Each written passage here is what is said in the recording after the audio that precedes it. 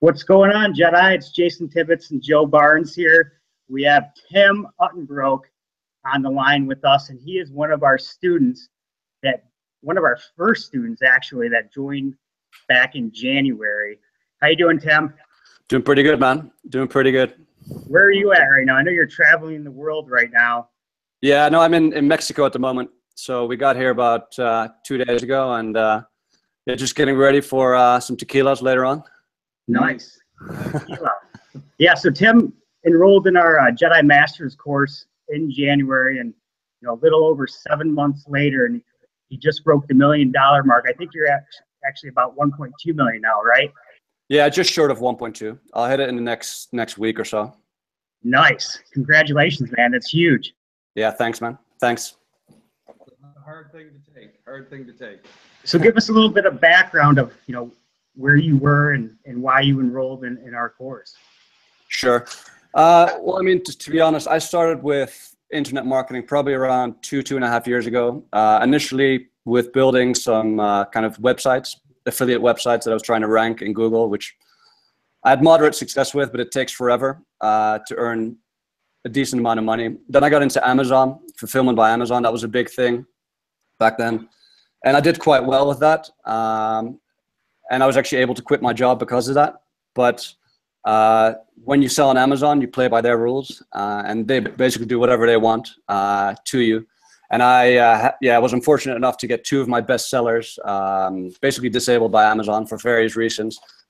I was left with a lot of inventory, so there was a lot of risk there. It's a very different model than what you guys are teaching. So after that happened, and after I had to write off probably around 25 grand worth of inventory, I was looking at kind of a leaner approach of starting a business where I didn't have to put as much money up front, and basically where I could start earning money from day one and really kind of verifying whether an idea of mine would work in the marketplace or not. And somehow I came across your course. I think maybe through the ClickFunnels group, you guys posted quite a bit of stuff about your funnel at that point, and that kind of got me intrigued because the model essentially works in a way that you get paid up front before you even have to buy inventory.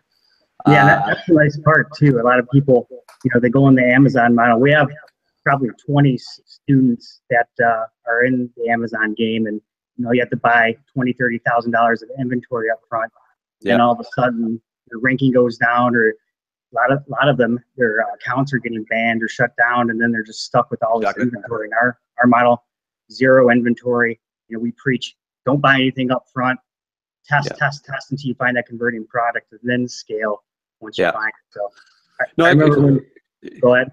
Yeah, exactly, and that's kind of what attracted me about it. I mean, you can kind of throw anything up you want. You can test it out for a few days, throw a few bucks at it through Facebook ads, buy some traffic, and see how people respond to the offer that you have.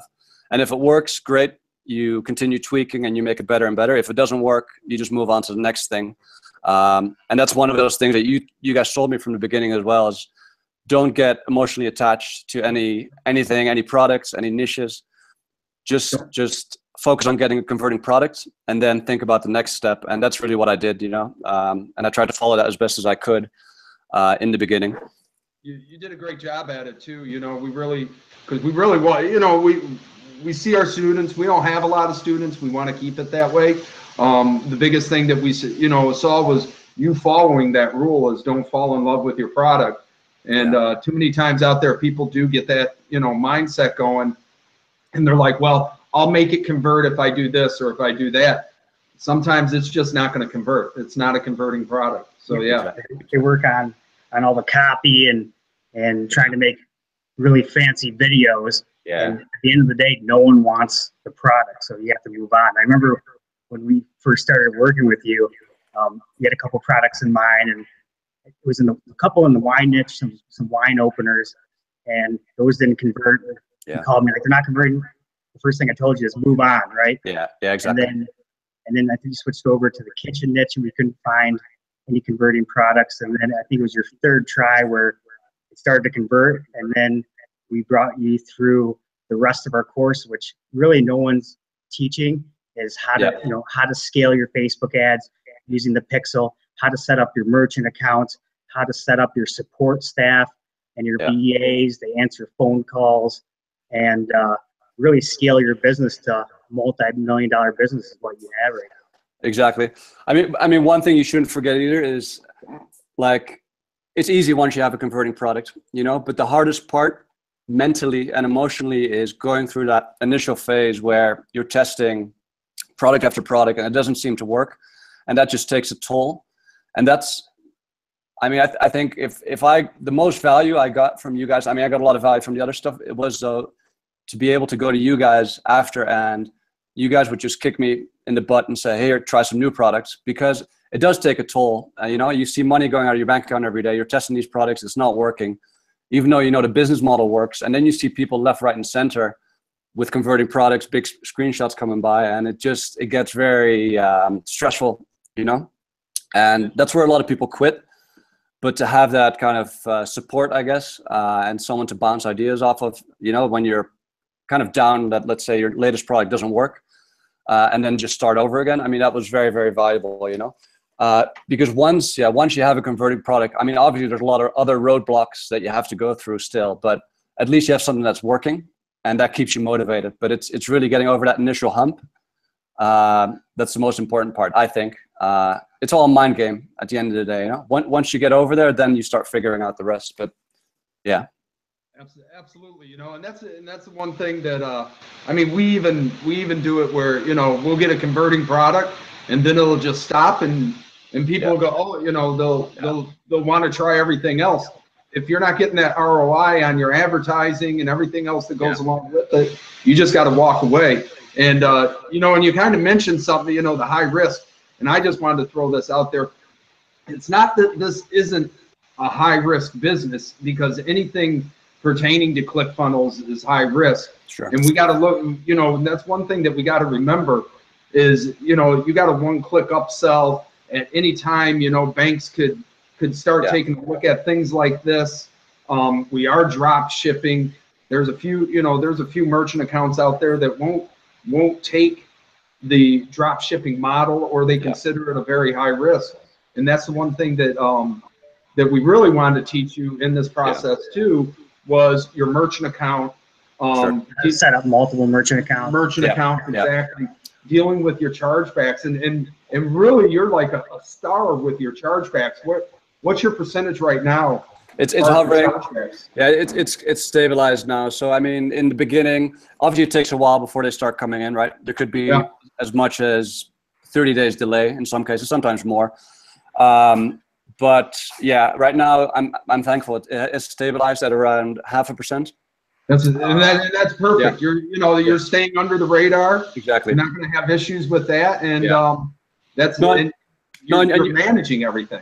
Yeah, no, and you guys were obviously monumental as well, and kind of preparing me for that. I mean, I knew from the get-go that was a very important thing to keep an eye on, and I wouldn't have known that if it wasn't for you guys, you know.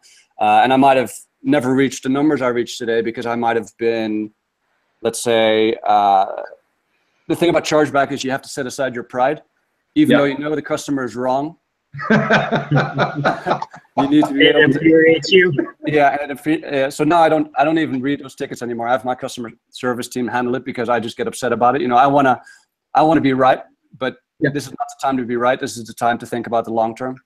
And make sure your merchant account is still in good standing. And I mean, because of those tips and stuff that you guys how you guys prepared me is, I still have a Stripe account right now. I've done basically 1.2 million with a Stripe account, which is crazy in my head, because again, you know, and knock on wood, and completely, utterly amazed at this, because Stripe is so delicate that you're pulling those kind of numbers, doing this kind of business model, and at the end of the day, keeping it at 0.5%. That's huge. And again, you're flying under their radar without any problems whatsoever. And that's really how involved we get. You know, Joe and I working with all the students, as you know, back when you did find your converting product and you were starting to scale, you know, we worked on, I sent you all of our scripts of how we handle chargebacks and pros and cons and the percentages you should look for. So and I still use those today, actually. I don't personally use them, but I've trained some of my staff basically to fill in the blanks into the template that you gave me. So Awesome. So where do you think you're going to scale this by the end of the year? What's your number? Well, I mean, at the current run rate, I'm doing, well, the last 2 months were good months. I've done around 350K a month. This month is probably a little bit slower, around 300K, I'd say. But I mean, if I can keep this, if I can keep this run rate, I mean, you do the math, right? So what, 300K a month is 3.6 million? Is that right? Yeah, per year. And there will be. Let's really quick. I want to touch on this. That's really just, and what you're doing is really one funnel, one niche, one product, basically, with a lot of retargeting. And and I know everything that's going on the backside of it. And again, that's just an incredible number. Yeah. For what you're doing. I mean, it's crazy. Like, where else can you start from? You know, in January, 0, right? Yeah. They had a 3 million plus funnel by the end of the year. It's unheard of. No one's teaching this stuff. And it's crazy as well. I mean, the way, again, we have it set up, and the way you guys teach this is you're getting so much value out of every customer up front as well that no one can compete. I've seen other competitors pop up and they've come and gone, you know, because they've tried this product. They're like, hey, this guy's selling so many of these. I'm going to try it out as well. But they put it up on a Shopify store and they don't have a back end, or they don't have a continuity where they can really kind of increase the LTV, you know, of each customer. That, all right, it's nice you sell a few of these items, but I mean, it doesn't make for sustainable in the long-term business. While what you guys teach obviously does. And at this point, like, I'm trying to kind of mix and match with different approaches as well. I'm doing different funnels, all in the same niche, basically, that feed into the same continuity program. Now I have capital as well that I can invest in other kind of marketing activities. So we're trying to kind of set up basically an email marketing campaign that runs on a weekly basis, where we promote various products, but where we also provide content and stuff to the folks that are on our list, so that we don't burn them out.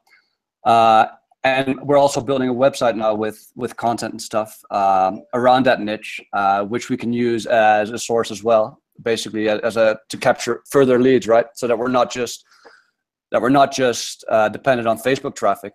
So that's, I mean, at the end of the day, my goal now is to position this maybe in a year's time into something that I can sell to one of the big boys in my space, because.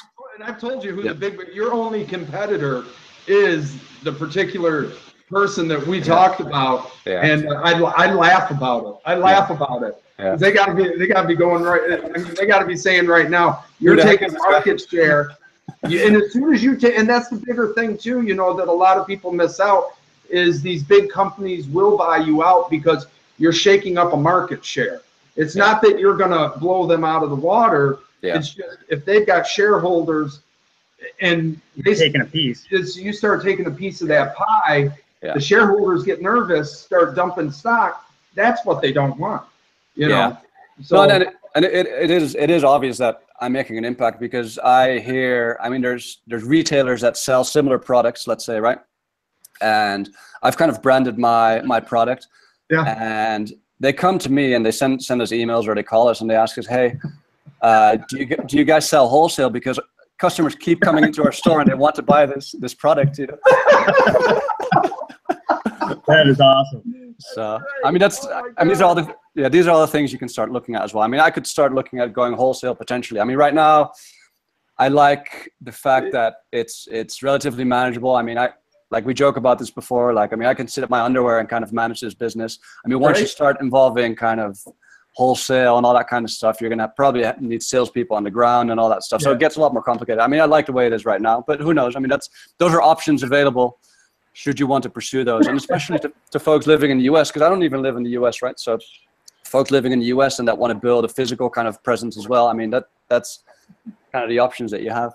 Again, I crack up at everything that's going on with you, and you just, again, you've done an amazing job, and you know, and again, we're not taking it, you've gone above and beyond, but you've had a business mind about it, and you know, and that's a lot of things, and that's just one last thing that I want to share is these new people coming into any of this space, any kind of internet marketing, e-com, be it e-com or selling a course or whatever the case is, they got to have a business mind to run $1 million company. You just can't step into it and go, you know, I'm a high school kid and I run $1 million company and I can go out and screw off. You got to think future, long-term strategies. And you know, again, you have that. We try to, you know, if you bounce ideas, we're always talking, things like that. So that's the one positive thing that you got going on for you. And that's why you're going to hit $3.5, $3.6 million in your first year of doing this business model. So that's, again, congratulations, Tim. Selling an 80-cent widget. And that's it, you know, and it's sick. It's sick. So congratulations, by all means. Absolutely. Yeah, we're super excited for you, man. Yeah, I really appreciate it. And I mean, thanks again for all the guidance, of course. And again, like you guys said, I mean, you need, and you guys are looking for people as well that obviously have that mindset that want to take it further. I mean, just by joining the course, you're not going to guarantee anyone to have success, right? But I mean, you give the tools to folks, and if they're willing to use them and they're willing to put in the effort, you guys are willing to put in the support, obviously, to make sure that these guys succeed. And whenever they come into roadblocks that you guys have gone through, or that I've gone through now, you're able to help them navigate those roadblocks a lot better. So that's kind of, So I mean, if I look at what I invested, I mean, I don't even remember what the price was, but it doesn't matter. I mean, and I joke about this with you guys as well. I mean, every time by the time I get up and I have my coffee, I've earned that back, you know. So. We gave you an infinity return. Yeah, appreciate it, guys. Awesome. Best investment I've made. Better than Bitcoin or whatever else is going on right now in the world. We are better than Bitcoin. You heard it from Tim. You heard it from Tim. All right, guys. Well, thanks for joining, Tim. Thanks for hanging out. Have fun time in Mexico. Will do. And may the force be with everyone. Right on. Congratulations, brother. You take it easy, and we'll talk to you. All right, guys. Thanks a lot. Take care.